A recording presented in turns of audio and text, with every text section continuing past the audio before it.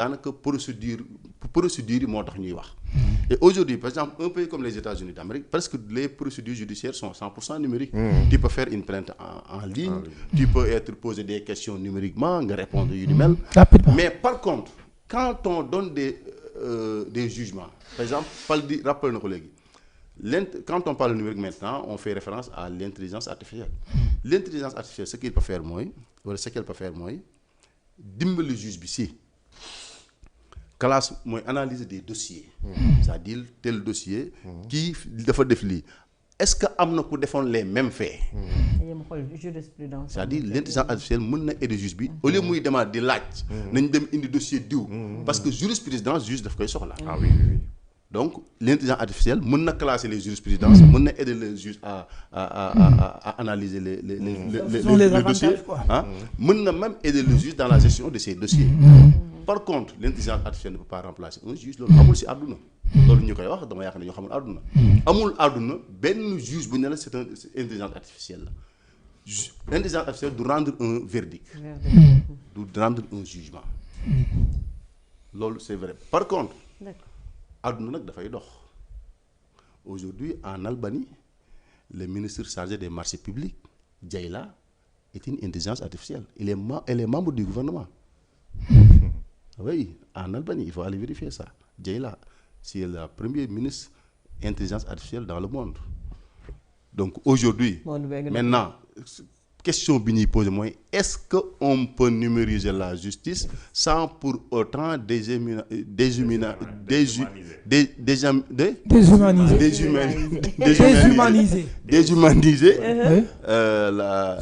les jugements. C'est très important. Est-ce que mën nañu mat humainement. non c'est-à-dire la justice. c'est-à-dire le jugement est humain. waaw parce que jugement affaire yàlla la. donc mënoo ko jël di ko jox matériel ki nga ko mën a jox mooy nit. L'intelligence artificielle nag àdduna dafa toll foo xam ne le président l'a dit dafa bouleverser tous les secteurs. donc aujourd'hui dañ ko war a jël ñun en compte naka lañ ko mën a utiliser mais li moom moo wax aujourd'hui juge yi ci seen formation lañ lañ war a mën a xamee ba xam ne lii intelligence artificielle wala déet parce que bëri na lu ñuy def loo nit loo xam ne du nit kee ko def bari na fi de. bëri na de IA bi moom mi ngi toj réew léegi. et aussi aujourd'hui la question du stockage des dossiers numériques aussi ça pose problème parce que président wax na ko romb naa léegi benn kii nu mu tuddati sànq benn vidéo kii Ibrahima Traoré. waaw Ibrahima Traoré Ibé muy féliciter Sadio Mané. mais IA la non mais IA la xam nga déjà xoolal.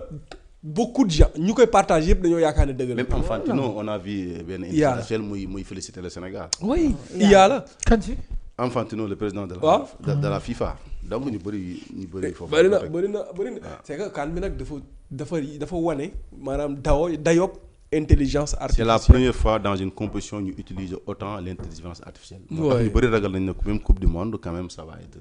oh c'est clair. voilà mais Fallou dafa am lu am solo lu mu wax benn phrase rek laa ciy yokk. après jox la nga dem Sénégal rek ngay gis Sénégal njaay fii ngay gis un magistrat boo xam ne dafa jàng parcours yëpp mu jàng ko yoon ak yoonal maanaam droit nekk magistrat. yaa ngi ñëwaat sa affaire bi. nekk magistrat liggéey ci administration judiciaire xaaju dundam. jël 35 ans wala 30 ans wala 25 ans liggéey ko ci wàllum justice xëy def conférence de presse.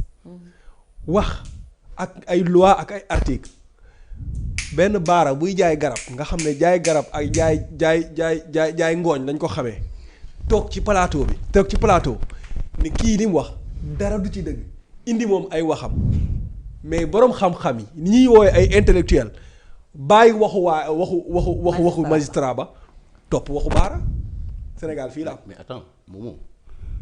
Sénégal fii te du baara kese nga baara laa ci gën a yëpp quoi moo tax ma jël baara mais attends parce que man topp waxu baara xamul tax non c'est-à-dire nit ñi dañoo am fii la am fii ci Sénégal fii oui ma defal naa ko Momo encore une fois magistrat li ñuy wax ay texte doo déglu ma rek Fall journaliste nga waaw ay non waxuma loolu dama ne magistrat li ñuy wax xam nga ne xalaat yow ñëw fii di wax ci journalisme xëy koo xamante ne saa waay jaaykatu ngooñ la wala jaaykatu café ñëw toog di la corriger naan li nga wax nii code bi waxu ko nii la ko wax te yow nga xam ne kii li muy wax nii jàng ko maîtriser wu ko xaw ma ko te yow plus de 10 ans yaa ngi ci métier bi jàng ko maîtriser ko xam ko doo ko nangu. moom fii laay toog ay juriste jàng am ay diplôme si wàllu yoon bind wax ma taxaw wedd ko. parce que da ngaa nekk di gëstu. non da ngaa xam ne ñu gëstu. léegi jaaykat bi ko gëstu. moom gëstu du question mën a lire rek. gëstu du lire rek. non bokkul. non dafa naan xam nga la mooy problème xam nga laa d'accord par exemple nga ne lii texte bu bind waaye da ngay gis un magistrat wala un juriste taxaw wax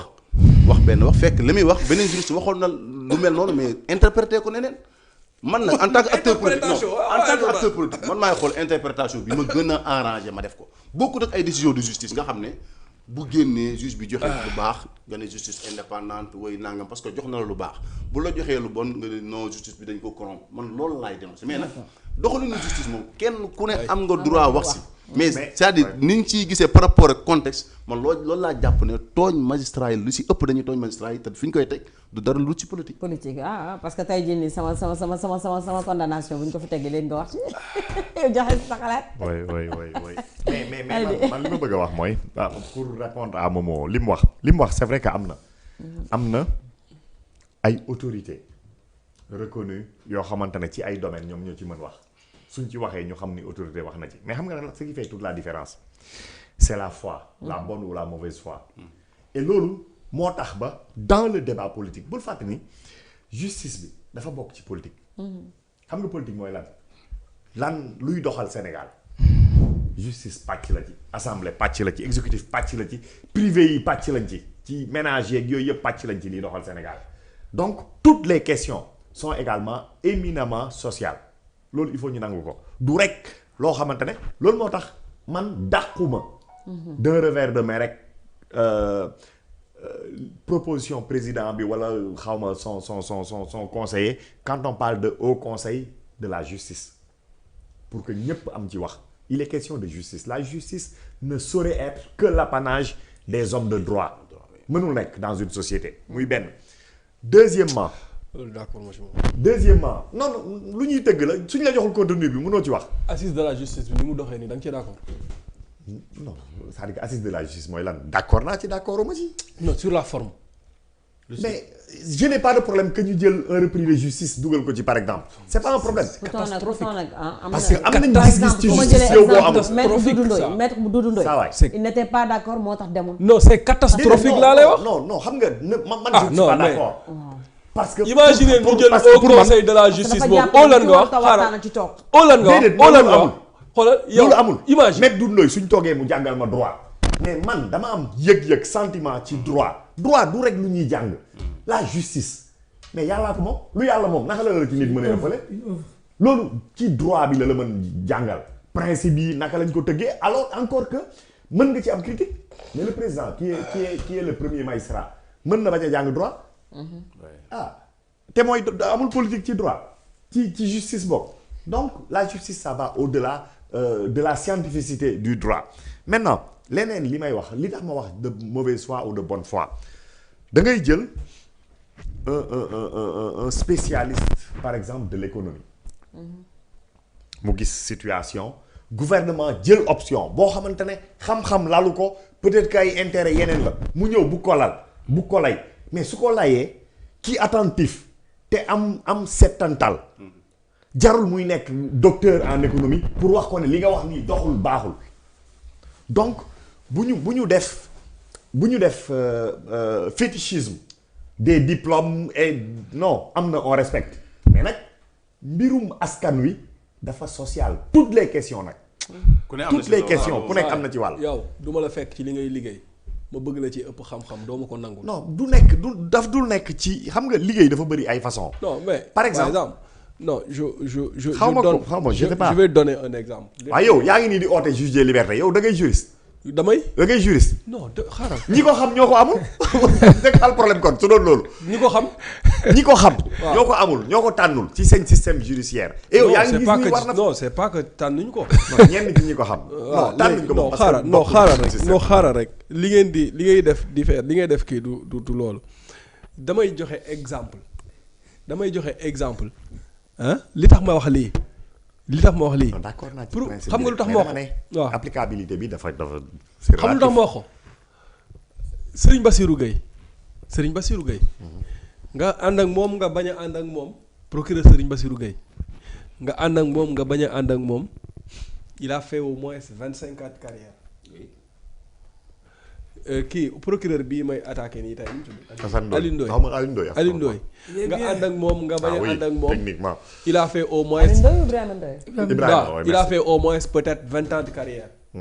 D'accord Ibrahima Ndoye mii su defoon tey jii conférence de presse par exemple conférence de presse je prends n'importe quel dossier Madiambal Diagne exemple jël dossier Madiambal Diagne def ci conférence de presse tudd ay article indi ay loi indi ay kii lu ñu koy toppee lii kii lu ñu koy toppee lii léegi man Momo Cissé ban maqaama laa am man mi jàngul droit exercer wu ma ko ban maqaama laa am ñëw ne procureur bi li mu wax article bi ak article bi lii ak lii maanaam jël li mu wax yëpp déconstruire ko teg ko fële ba nit ñi sénégalais yi maanaam samay wax la ñuy gën a gëm wala lañ gën a jox nopp que waxam moom. parce que dañoo crétine on a assisté à un système de crétinisation de l'intellectuel au Sénégal. C'est ça le problème de l'intelligence au Sénégal. D'accord, il y a une manipulation. Mais les intellectuels sont pour beaucoup responsables. Oui, les intellectuels intellectuels yi ñoo tax may intellectuels yi kay ñoo tax may wax parce que intellectuels yi ñoom ñoo indi crétinisation boobu noonu. Exemple bi ma jox ñaari exemple laa la wax naa ko. Et puis qui est intellectuel Sonko Mame Mbaye Niang bi ñu koy njëkk a àtte 2 ans la ko juge bi tëj. 2 mois dëgg ma rek. dëgg ma 2 mois la ko juge bi tëj. waaw mais nit mën na bañ a xam dara ci droit mais ñëw ma gis ma ne ko code pénal bokkul lii article lañ indi déconstruire. dëgg la jarul nekk autorité. mais beneen sax exemple mooy mbirum Barthélémy Dias pourtant Daouda Mine moo toog émission rek ne mën nañ ko révoquer nii bay na loolu la dégg rek. Daouda Mine sax day gëstu ci affaire droit. Daouda Mine sax day gëstu ci affaire droit kooku mën nga ne voilà. dafa da ko déglu rek dafa exploité ji ko. d'accord mais nit ñi dañuy gëstu. article bi procureur di jël di ko toppee gars yi. d'accord nga ci. dégg ma Abdou Nguer ko di déconstruire presque. dégg nga loo xam ci droit. article xaaral. bi ñuy wax naan. exerçant une partie des prérogatives du président de la République. boobu noonu. waaw. ñi koy dénoncer est-ce que ay juriste la. non mais parce que dañ koo gisul ci code pénal bi. am na ci code pénal mais xam nañ ne non man Ibrahima Diop me dit que amul ci code pénal. est-ce que autorité judiciaire la Ibrahima Diop. non dafa nang dama ne xam nga yéen yéenay wax non xaaral moom c'est un juriste non defal ndànk il est juriste non defal ndànk non xaar leen def leen ndànk def leen ndànk xam nga da nga ko njëkk a wax man tontu ma gis naa ko am na mais man dañu envoyé message dama amul am na xam nga du ma ci werante am na amul mais juriste yi nañ ko jox code bi nañ ko jox article bi am na mais problème mooy cent et quelque la pour lan ci lan ban article kii am na loolu sax juste quand même prérogative bu président de la République ou bi ñuy wax personne xaw ma non gars yi nee nañ article 254 article 254 ngay wax waaw peut-être non est-ce que article 254 bind nañ ko ci am na non on sait que dans le code pénal. Thioune si tu nous suis tu nous donnes l'article et le contenu. mais problème bi xam nga fan. am na article bu ma ko teg. puisque dañuy attribuer ay pouvoir tel il faut que soit c'est une loi bi moo ko attribué wala une autorité moo attribué ay pouvoir keneen. non kii nee na ma c'est juste pour neexal le PM. non qu'on a modifié l'article 254 du code pénal pour dire que infraction la. non on n'a pas modification fait offense à une personne qui exerce. Là moom c'est une vision mais. non lii keneen moo ma ko wax c'est pas Ibrahima Diop def na ma offense au premier ministre.